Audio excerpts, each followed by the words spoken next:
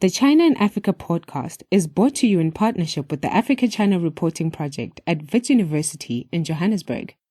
The ACRP promotes balanced, considered reporting on Africa-China relations through innovative training programs held throughout the year.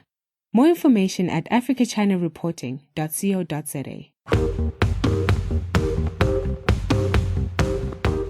Hello and welcome to another edition of the China in Africa podcast. I'm Eric Olander, and as always, I'm joined by Cobus van Staden, the senior China-Africa researcher at the South African Institute of International Affairs in Johannesburg, South Africa. A very good afternoon to you, Cobus.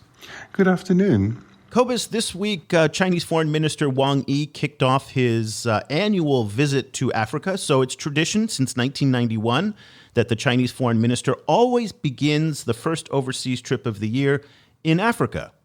I'm not quite sure how that became a custom, but it is something of a custom, and now it's really turned into a big deal. Everybody wants to know where the foreign minister is going to go, and this year he's starting out his trip in Egypt, in Cairo, which is quite fitting given the fact that there are a number of events in the Mideast and the Persian Gulf that are calling his attention. So he will be meeting, well, by the time this show airs, he will have met with Egyptian Foreign Minister Sameh Shoukry, where no doubt they are talking about Libya and the situation in Iran. Both of those are situations that Egypt itself is closely monitoring and very much a part of as the home of the Arab street. And so China's role now in that part of the world is becoming increasingly prominent. And today we're going to be talking about, is China's role in the Persian Gulf, the GCC countries, Mideast, and North Africa changing given the very, very tumultuous times that we're in? Yes, this is very interesting, particularly because usually Wang Yi's trip is very careful to try and balance the different regions in Africa. So, there usually be a North Africa, a West Africa, an East Africa, Southern Africa, Central Africa country. This time he's actually quite northeast. Except for Egypt, he's also going to Djibouti and to Eritrea. So he's in that region, quite close to the Middle East, raising questions about whether there are strategic reasons for him to have made this choice this time, and whether it reflects a kind of stronger Chinese focus on the region. And that region right now of focus is Iran. So on January 3rd, many of you are aware that Iranian General Qasem Soleimani was killed or assassinated by the United States in a drone attack. And that's now created a sense, particularly among the commentariat in places like Washington, that China is actually going to be one of the big beneficiaries of the uprising, the kind of the chaos that's now starting to ensue. There was an article that crossed out of the Daily Beast by David Rothkopf, and if you follow foreign policy in the United States, you know who David is. He's the former foreign policy editor. He's also at the Carnegie Endowment, and he wrote in the Daily Beast, Trump's Iran cluster effery, I won't say it, we're a family show, just handed the Middle East to China. He said that it is China that is riding a wave of historical momentum that seems certain to make it the next major foreign actor in the Middle East.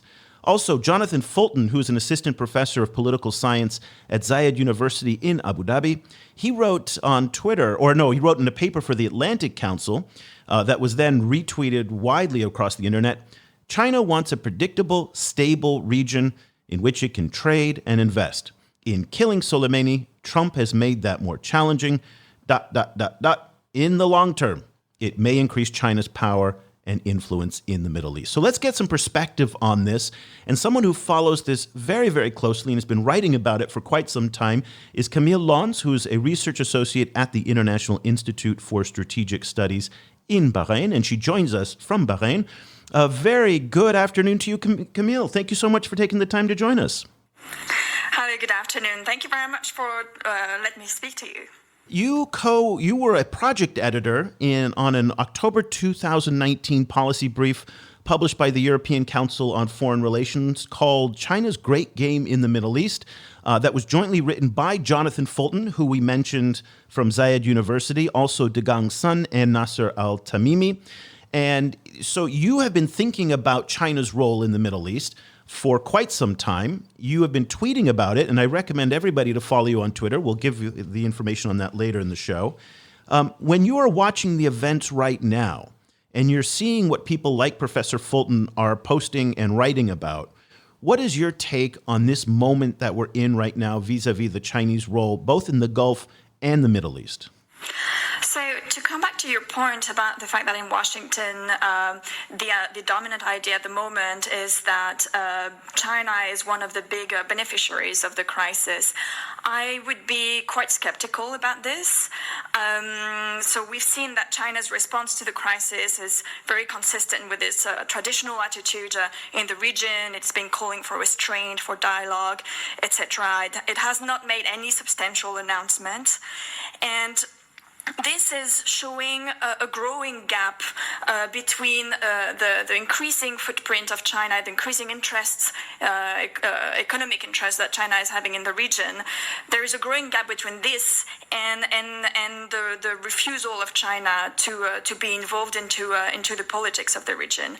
And so, with a crisis like this one, it makes very strikingly evident that China is quite irrelevant and powerless in terms of the politics, and I think that this is actually quite detrimental to China's relationship with its Middle Eastern partners. So. The optimal situation for China in the Middle East, I would say, is a situation that is relatively stable because it would allow it to make business. It doesn't threaten the maritime routes. It doesn't make energy prices too volatile.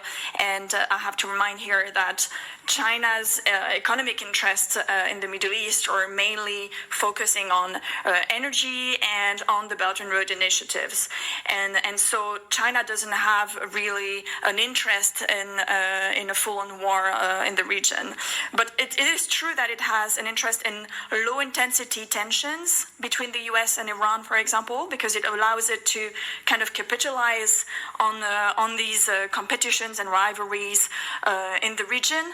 But it is definitely not in China's interest to have a real escalation in the region because, and we see it with the recent crisis, that China has been absolutely absent from what's been happening. So I would disagree that this is in China's interest.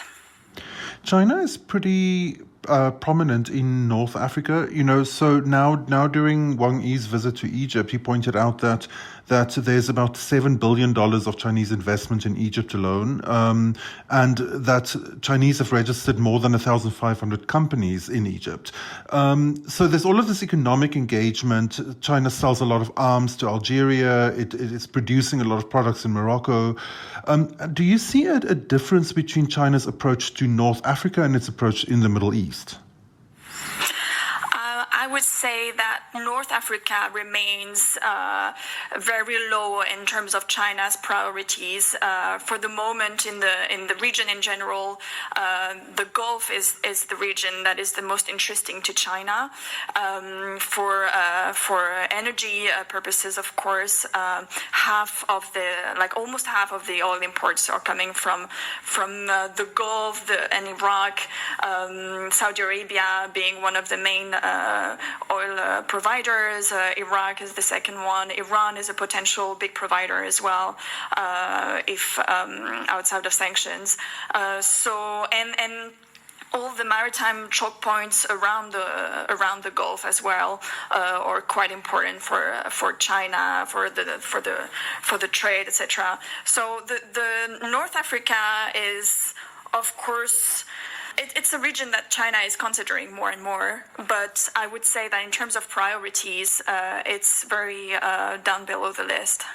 What do you think the Chinese are thinking right now? And I know that's a very opaque question, but I'm a little bit confused here because I'm looking at Chinese official media, and it's very, very sympathetic to the Iranians. First of all, the Chinese loathe and detest unilateral military interventions in other people's countries.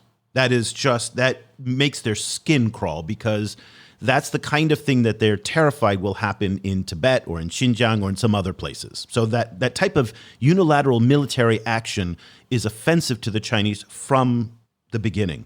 But Chinese ambassador to South Africa, Lin Songtian, who is emerging as one of China's most outspoken international spokespeople, not just an ambassador to South Africa, but increasingly someone who is commenting on all sorts of international geopolitical issues, he wrote, "Where's the justice, rule of law, and human rights?" over a CGTN video talking about whether or not Iranian General Qasem Soleimani is actually a terrorist that was worthy of killing. And again, so we're getting this very sympathetic message from both Chinese officials and Chinese official media. What do you think they're trying to convey, and how do you think the Chinese are trying to play this in Iran to be sympathetic with the Iranians, which by definition seems like it would antagonize the Americans and cause yet more instability? But that instability, though, is what you said will actually hurt them in the long run because it really complicates the price of oil. Tell us a little bit about what you think the Chinese approach is in this region, based on what you've seen as well. Sure. So I would say there are two different things. This narrative condemning the attacks falls in line with the very traditional Chinese line of non-interventionism, respect of the rule of law, respect of Iraq's sovereignty, territorial integrity. This is China's traditional narrative, and this doesn't necessarily have to do anything with Iran. It's just the way China has been positioning itself, and of course the attacks by the U.S. reinforces this narrative power against the U.S. and they've been calling the U.S. the troublemaker of the world. So this is more used as a way to attack the U.S. Than to support Iran or any country specifically. Then when it comes to Iran, they have been very careful to balance their relationships with the different countries in the region. So they have very good relationships with Saudi Arabia, with the UAE, and very good relationships with Iran, with Israel as well. They've been very careful not to advantage any of these different parties more than the other. So they're supporting Iran at the moment, but they do it very carefully to make sure that they don't antagonize either with the other countries of the region, especially those who are at odds with Iran. Support for this podcast comes from the Africa-China Reporting Project at Wits University School of Journalism in Johannesburg. The ACRP provides reporting grants, workshops, and other professional development opportunities for both African and Chinese journalists. Follow the ACRP on Twitter at Wits China Africa or visit africachinareporting.co.za for information about grants and upcoming seminars. China has recently had two bouts of joint military exercises with Russia. One with where trilateral exercises with South Africa, and then also trilateral exercises between China, Russia, and Iran. What do you think of this development, and what do you think it indicates about China's appetite for getting more involved in military issues in the Gulf? It was interesting because it was the first trilateral exercise of this sort. They already had some exercises with Iran bilaterally. So this is interesting, but at the moment we shouldn't, I think, inflate too much the meaning of these exercises because they have not sent any combat troops to the exercises. It was primarily anti-piracy missions. And this comes only a few weeks after they had kind of similar exercises with Saudi Arabia around the port of Jeddah. So again, that reflects what I was saying about this balancing attitude between Saudi Arabia and Iran. And they've been insisting on the fact that these exercises with Iran shouldn't be taken politically. I think there is definitely a political angle to it and a political narrative, especially doing it with Russia. But at the same time, yes, they've been very careful about it, and it's mainly Iran and Iranian sources and Iranian medias that have been insisting a lot on these exercises because for them it's it's a way to show to the US that they have some alternative allies. But in reality, the relationship that they have with China is very asymmetrical. They need China much, much more than China needs them. We've talked mostly about the Persian Gulf area, where China wants stability. That makes a lot of sense. We've talked a little bit about North Africa. You recently are talking about the Red Sea area, and there's some changes there, and even touching on China. Talk to us a little bit about some of the politics and the dynamics in the Red Sea area, that particularly as they pertain to China. So for the Red Sea area and the Horn of Africa, I mainly look at it through the Gulf perspective and the perspective of Arab Gulf actors.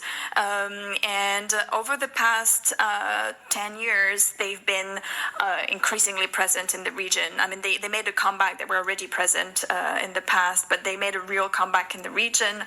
And part of this is also linked to China's Belt and Road Initiative. It's not the only element to it, but it's an important element in the sense that these Gulf countries are in a moment where they're trying to diversify their economies. Saudi Arabia has put forward this Vision 2030 to diversify its economy, and one of the elements that they have identified as a good way to do that is to emerge as trade hubs and to invest a lot in close partners, and especially in the Horn of Africa, and to try to find a place on the Belt and Road as much as possible. And they know that China is very present in the Horn of Africa, that it is very interested as well in the Red Sea. And so for the Gulf countries, being present and being relevant actors in this region is also a way to plug themselves on the Belt and Road initiatives. And they have been trying to see how to cooperate with China in this region.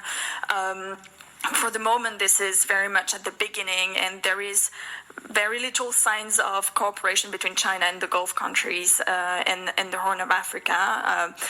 China tends to do its projects on itself, but this is something that is going to be very interesting to look at in the future. You mentioned that China is very involved in trade and investment, economic activity in the region, and is generally trying to avoid getting too heavily involved in politics. That, of course, is it's generally its approach in Africa as well. It tends to stay away from political issues as far as it can, and from commenting on internal factors and trying to really use economics and economic engagement as the main vector for its engagement. Is that an approach that can also work in the Middle East? Is there a way for China to have a strong relationship with the Middle East only on economic terms, or will it be forced to becoming politically involved in the future? I mean, that is the big question that everybody is asking. The thing is that even though China has been claiming that it was only interested in economics, we have seen over the past few years an increase in political relations, cultural relations as well, and to a lesser extent, security relations as well. This is really at the beginning, but the fact that China, it's not exactly in the Middle East, but this base in Djibouti is very close to the Gulf. The possibility of having also some military capabilities in Gwadar, so on the other side of the Arabian Peninsula in Pakistan. And the fact that it's conducting also some exercises with Middle Eastern countries, all this is showing that China is slowly learning about the region and starting some at very low level some cooperation with the countries. So definitely what we see with the recent crisis, is that China is not there yet for sure. And when a crisis of this type happens, we see that China is very much willing not to get involved at all. But yeah, there is a possibility that on a learning mode, and that this could, in the long term, be something that they could be able to use later. And the problem of the Middle East, and that's the big dilemma for China in the years to come, is that it is going to be increasingly complicated for China not to take position on politics at all.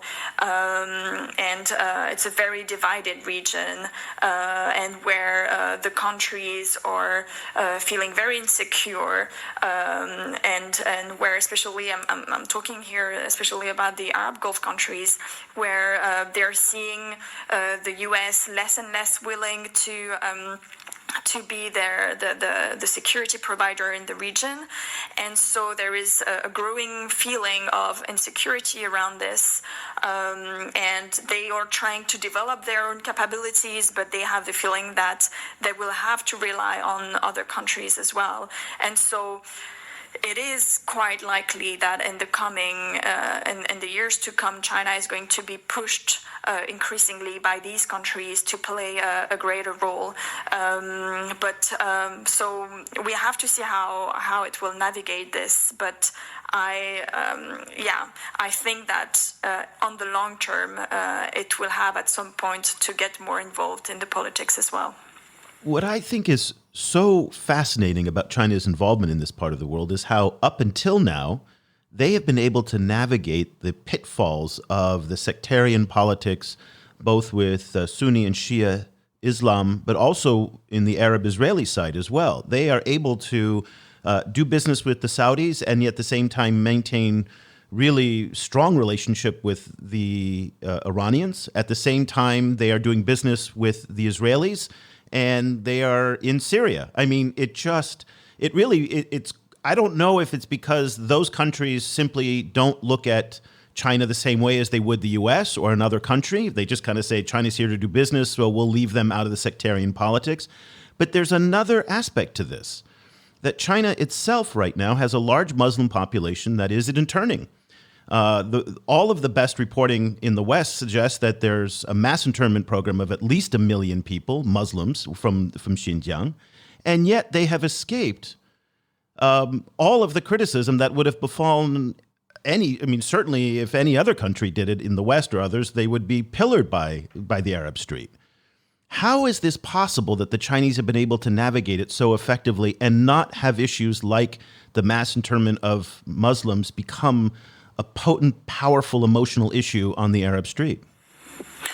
Yes, exactly. I mean, China has been very good at creating this very transactional relationship with Middle Eastern countries where they say, we don't intervene, we're not like the West, we're not going to, give you lessons about human rights or governance issues, we just want to do business with you. And this, at the beginning, is something that has been very well, it's still very welcomed by a lot of these countries because it contrasts a lot with the traditional Western approach. And so on the Uyghur issue, for example, we have seen recently a few countries of the region starting to say things, but for sure, I think that for now the economic interests are much more important than this type of concerns. So China has been very good at selling a bit its own narratives to these countries, and even gaining on the international scene, gaining this support on a number of domestic or regional issues. For example, in the South China Sea, they managed to have some agreements with some of these countries to get their support on what matters to China, or to get their silence on what China doesn't want them to say. And in return, China is being a partner, an economic partner, and China doesn't criticize them on their own domestic issues as well. So China has been very skillful at this, and I don't see it changing in the near future. I don't think that, especially in Gulf countries like in Saudi Arabia, I don't see any open criticism on the Uyghurs arising anytime soon. But I think this is a dual-edged sword as well, this transactional relationship with these countries, because it is saying... it is something that is very welcomed by especially some autocratic regime who like this non-interventionist approach, but at the same time, it means that Middle Eastern countries are very much aware as well that China is not really a reliable ally, and they say it consistently in meetings. They don't necessarily say it openly, but in private meetings, they consistently tell me China is going to fail us. They have this feeling that China is there to do business, and whenever it doesn't have interests anymore, it is not going to stay in the region, or it's not going to intervene in politics, etc. So this can be, I think, also this attitude of non-interventionism can be quite detrimental to China on the long run, because we see that. Okay, lots of Middle Eastern countries have been trying to get closer to China because they see a lot of opportunity. They see a way to also use China as a kind of bargaining chip in their relationship with the West. But at the same time, whenever they can, they still prefer to have strong relationships with the West. They still prefer to even sometimes deal with the West on economic terms. We've seen that Iran, for example, when the JCPOA was signed, they abandoned some of the projects they had with China to run to Western investors. So for the moment, if China really wants on the long term to deepen its relationship with these countries, it will have at some point to take sides and to be a bit less transactional in its relationship.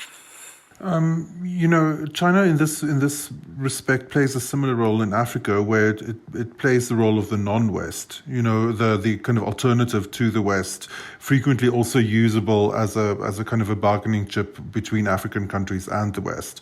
But you've also pointed out in your policy brief that there seem to be indications that the role of the West in the Middle East is changing, and the current crisis with Iran does also seem to be pointing in that direction. How do you see the role of the West in the Middle East changing over the next while, and how do you think China will adapt to those changes? For the moment, the role of the West is mainly the role of the U.S. Because they have been, especially when I speak about the Middle East, I speak here mainly about the Gulf, but this is true as well in the rest of the region. But the U.S. has been the key security provider of the region, and this is not something recent, but we've seen over the past few mandates of presidential mandates, a willingness of the U.S. to withdraw from a region where they've been very present. They invested a lot of energy, of money, and with that real results, and sometimes more problems than they managed to resolve. So there is a kind of fatigue in the side of the U.S. and a willingness to withdraw from this region, and so this is something that Middle Eastern countries, and especially Arab Gulf countries, have been perceiving very acutely. And with the Trump administration, they hope that Trump would change this dynamic, and finally, very quickly, they saw that it would be the case with Trump as well. And especially this summer, during the series of attacks from very high, likely Iran to some oil tankers, oil facilities in Saudi Arabia. The reluctance of the U.S. to jump in and to really reply strongly to these attacks has been quite a big concern for Arab Gulf states, and quite of a wake-up call on this front. So this has led them to turn towards alternative allies and try to diversify their relationships. And one big beneficiary of this has been China. They've been doing it as well with Russia, and so this is a trend that we have seen really increasing over the past 10 years, but has been really accelerating very recently. But yeah, the big dilemma, the big issue for Middle Eastern countries at the moment is that they see the U.S. less reliable, quite unpredictable, and with the Trump administration, and we've seen it the way also they have been replying to the current crisis with Iran, that they've been very careful, calling also for restraint and de-escalation, because they know that they will be the first targeted if there is a real escalation, and that shows the lack of trust that they have towards the U.S. at the moment. But at the same time, they don't really have anyone else to turn to, because China has been totally absent. Russia has quite limited power, although it is trying to project also an image of a global power in the Middle East, and Russia has been quite influential, especially in Syria. But at the same time, Russia's capabilities are very limited. So this is really an issue for the Middle Eastern powers at the moment. At the same time, the U.S. is not really withdrawing totally either.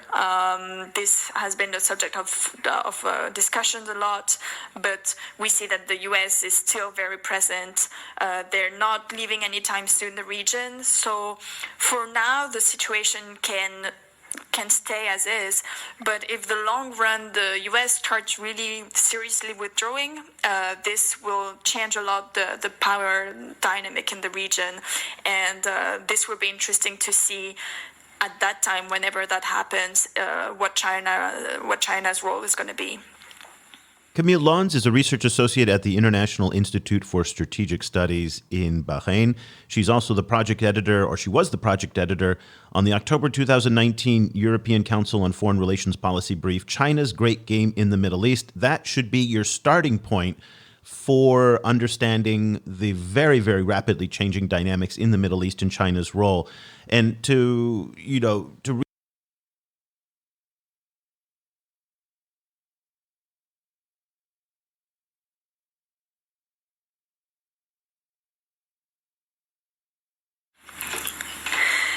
on Twitter, it's at Camille Lons. It's just my name and my surname.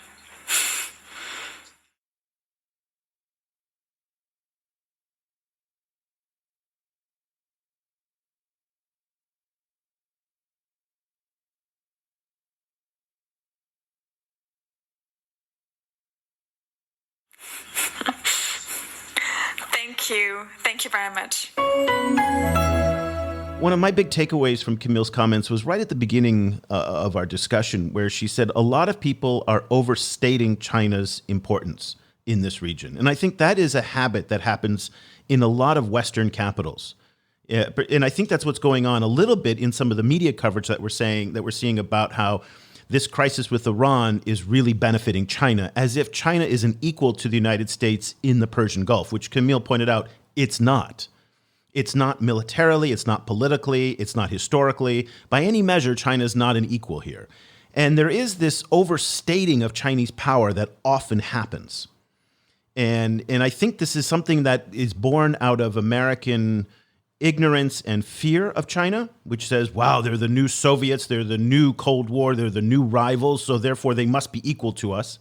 And I think it's really, really important that we take to heart what Camille said, which is they are not in any capacity close to being comparable to what the United States is, for better or for worse. They're different. They're playing by a different set of rules. We've talked about that in Africa, and they're also playing by a different set of rules in the Persian Gulf as well. So I don't think it's appropriate to follow what David Rothkopf was doing out of Washington by saying, America's losing, China's winning. I just don't see the one for one. I agree with Camille on that one. Yeah, I think in a lot of ways the U.S. presence in the Middle East is something unique, and can't easily be replaced by any other country. It's something that is this kind of world historical unique situation. Um, and it's a kind of a structural element that a lot of Middle East foreign policy has kind of evolved around. So a change in American power will be its own massive story, and it's difficult to kind of to put that story in the context of a kind of a Cold War bipolar narrative. Kind of it's not necessarily that a decline in American power equals an increase in Chinese power. Or the other way around, that an increase in Chinese power necessarily implies a decline in American power. American power itself, kind of has its own trajectory that will have to be worked out in some kind of way. And one of the countries that will be adapting to those changes would be China. And the ultimate contradiction here is that while the United States, or while China really resents American power in many ways, especially here in Asia, it's been a huge beneficiary of it. And so I think, again, going back to Camille's point, I cannot imagine that anybody in the Chinese foreign ministry in Beijing or Xi Jinping himself would want an American withdraw from the Persian Gulf and the Middle East, because they benefit enormously from it. Let's not understate how important a country like Saudi Arabia is to China. It is, I think, the largest oil supplier to China until these big Russian pipelines come in. A lot of Chinese oil is coming through the Gulf. And the American warships that are there to protect that are incredibly important to them. I mean, that is the irony here. And it's the same here in Asia, Cobus. As you know from your expertise in Japan, the Americans keeping the South Koreans, keeping Taiwan, keeping Japan kind of all from going nuclear, all from being hostile to one another, has been a tremendous benefit to the Chinese as they've been able to grow without having to dedicate 4, 5, 6, 7, 10% of their budget to military. So that's the weird part of all of this. And so you hear these kind of snide comments coming out of Ambassador Lin all the time about America being evil, with evil intentions, about, questioning American motivations. Again, I'm not taking a side in this. I'm just suggesting that there's a lot more benefit to American power for the Chinese often than is alluded to in Chinese state media and from the likes of people like Ambassador Lin. And taking an even further step back and, looking at an even wider context, we're recording this as Australia is literally on fire, So everyone knows that the UN has said that we essentially have 10 years to implement radical decreases of carbon emissions in order to avoid catastrophic runaway climate change. I mean, Australia indicates that might, that 10 years might be shorter in reality. But the bigger question is, oil is central to not only the Middle East economy, but central to why China is interested in it, and central to why the US is interested in it. So, so any kind of massive changes in carbon use in the world will definitely change the political calculus that's happening in that region fundamentally. So, so I don't really have I don't have any more of a kind of idea of what that was going to mean than anyone else. But kind of this is a decade in which we might well see, if the world manages to get its stuff together, we might well see a radical kind of redefinition of the importance of the Middle East in the world, and that'll be fascinating to see what that means and also how China figures in it. So we are expanding our focus and our coverage now at the China Africa Project to include much more discussion about the Red Sea, the GCC, North Africa, the Persian Gulf, and the Mideast in general. And because, as we've heard from this discussion today, the lines that divide those are really blurring.